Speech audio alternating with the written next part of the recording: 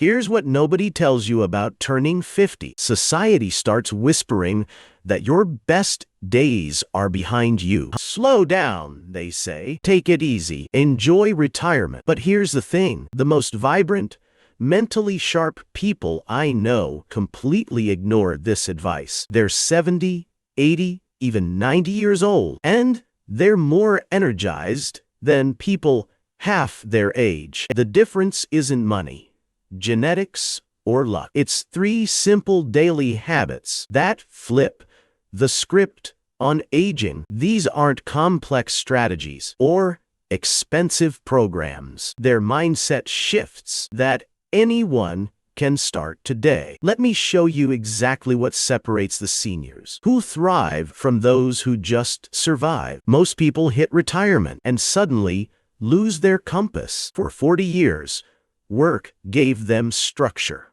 identity, and a reason to get up each morning. Without it, they drift into what I call the consumption mindset, filling time with TV, errands, and activities that don't really matter. The seniors who stay sharp do something completely different. They wake up with what I call the contribution mindset. Instead of asking, how will I spend my time today? They ask, how will I add value today? This one shift changes everything. Here's what this looks like in practice. Every morning, they identify one specific way they'll contribute to someone else's life. Maybe it's mentoring a younger person, volunteering at a local organization, or working on a project that solves a real problem. The key is that it's meaningful work, not busy work. Take Helen, who retired at 65 from teaching. Instead of settling into leisure, she started tutoring struggling students from low-income families. At 78,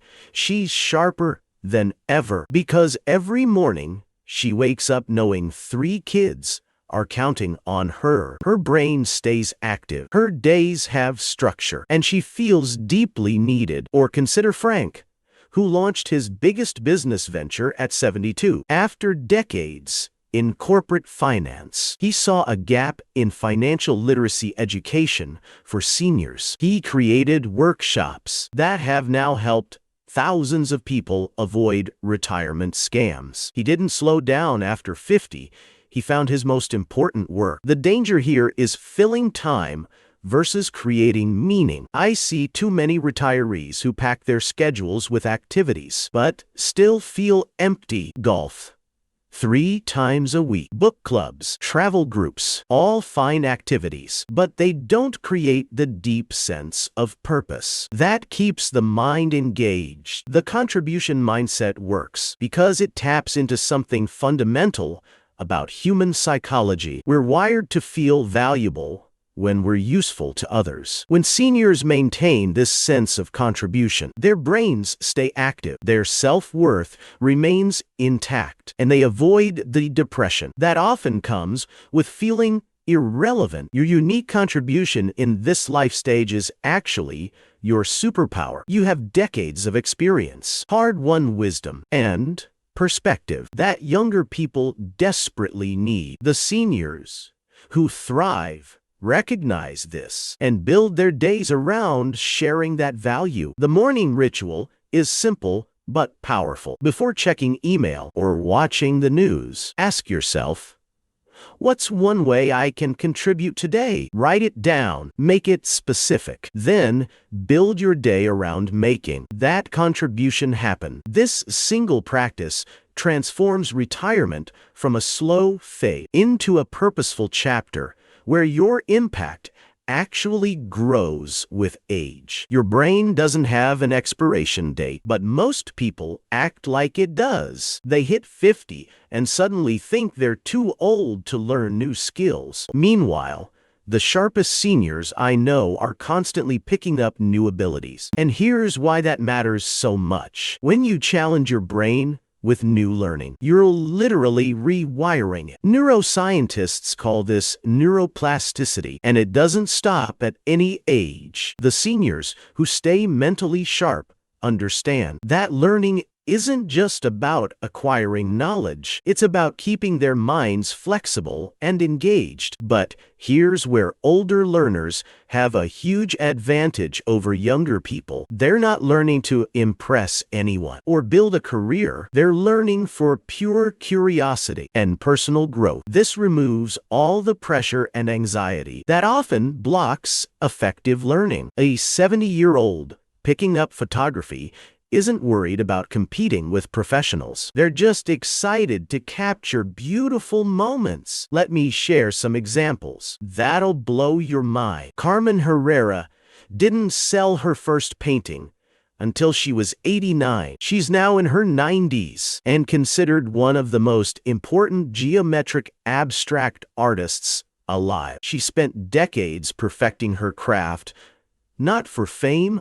or money, but because the learning process itself kept her alive and engaged. Or take Harlan Sanders, who didn't franchise KFC until he was 62. He spent his later years learning the restaurant business from scratch, facing rejection after rejection before building a global empire. Most people his age were settling into retirement, but he was mastering an entirely new industry. The compound effect of curiosity over decades is incredible. When you've been learning continuously for 50 or 60 years, you start seeing connections that younger people miss. You can spot patterns, understand nuances, and solve problems in ways that only come with sustained intellectual growth. Here's what successful senior learners do differently. They don't try to learn everything at once. They pick one skill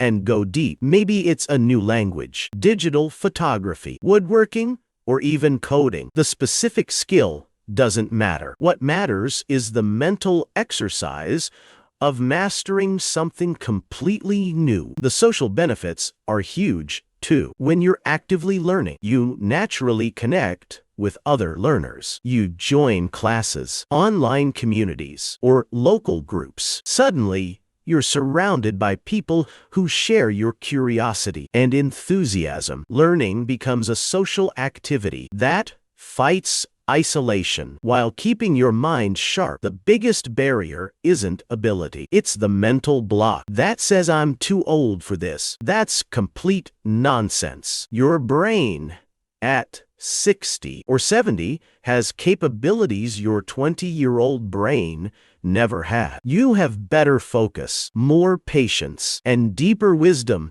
to guide your learning. You just need to give yourself permission to be a beginner again. Isolation kills purpose faster than any disease. I've seen brilliant, accomplished people wither away not because their bodies failed, but because they cut themselves off from meaningful relationships. The seniors who thrive understand that staying connected isn't optional. It's essential for mental health and continued growth. But here's the key.